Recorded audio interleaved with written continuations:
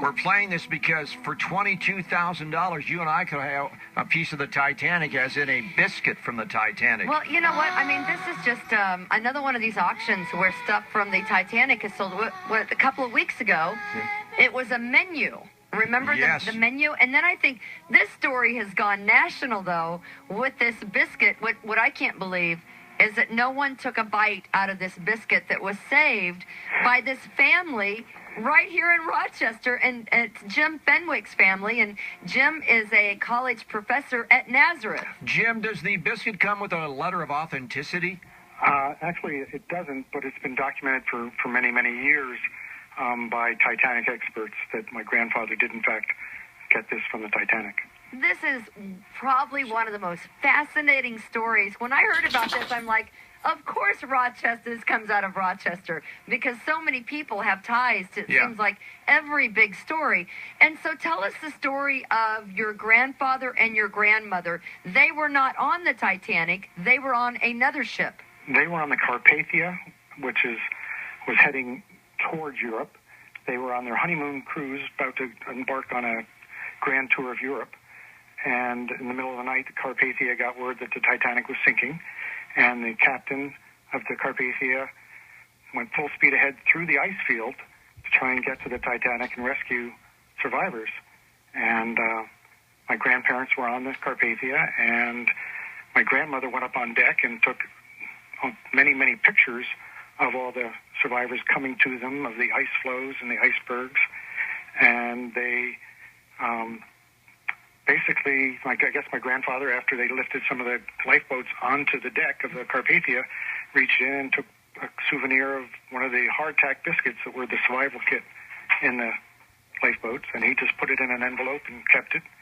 And they kept in touch with a number of the survivors. They have pictures of the survivors. Some of the survivors had to room with them in their cabin. Wow.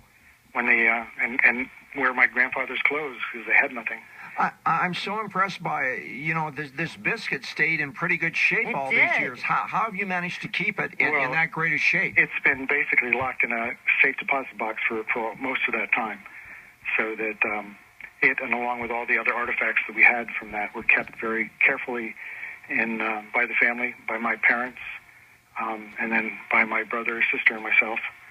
And we just finally decided that it was time to maybe see what we could get for. My brother had appeared with my mother years ago on the Antiques Roadshow, and we're told that these are probably fairly valuable. And we decided it might be time. We're getting up there, and to know that our children would be wanting to take care of this legacy. So we contacted an auction house in England, and they were very excited to get them. I bet they were. We're talking to Jim Fenwick. He lives here in Rochester as professor at Nazareth College, and just sold a biscuit that was in one of the emergency kits on the Titanic for $22,000. You know, Jim, with this kind of history, and you said that the biscuit was in a safe deposit box. Obviously, your grandfather knew that this was going to be a big thing one day. It was a big thing, but he knew that it would be important to have it years down the line. Well, I assume he thought something like that, but he also was just a souvenir. I mean, he was on his honeymoon, and you take pictures and you collect things, and he said, well, this is something that's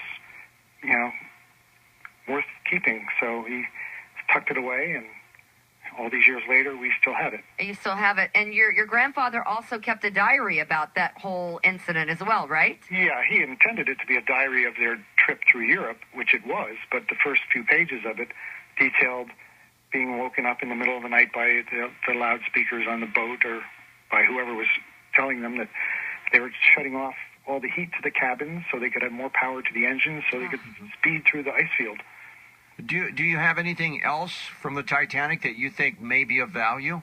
Well, all we have, that actually was on the Titanic was the biscuit. Mm-hmm. We have my grandmother's pictures, which we had all of the original pictures and negatives. Oh. And then a number of things from the Carpathia, which also were of value. Their luggage tags and the menus from the Carpathia and things like that. And there's an auction house in England that specializes in Titanic auctions twice a year. So that's really cool, Jim. And also, what kind of camera did your grandmother use to take those pictures? It was a Kodak Brownie. Of course it was. And I saw the pictures this morning. They're absolutely stunning. I mean, I've never seen any pictures like them, to be quite honest with you. Well, what you saw were probably 2 or 3 of them, and we had probably 40 of various pictures of the survivors and the lifeboats in the water and icebergs off in the distance and some of the other ships that came later on to try and help. Jim, was there anyone within the family that said, no, we shouldn't sell it, let's hold on to it, the value of it's only going to skyrocket or go up even more than the $22,000 you received? No, not really. It was just my sister, my brother, and I, and my mother, who passed away last year, might not have liked it so much because she was very proud of the fact that we had these things. But everybody else thought, go for it. And in fact, we thought maybe we had missed the best time because the 100th anniversary back in 2012 might have been a better time. But your mother was alive then, and she didn't want to sell it. Right. She wasn't going to sell that. She used to give little shows at her retirement home talking about them. Oh, I would have loved to have been at one of that. It's fascinating. Jim, what do you teach at Nazareth?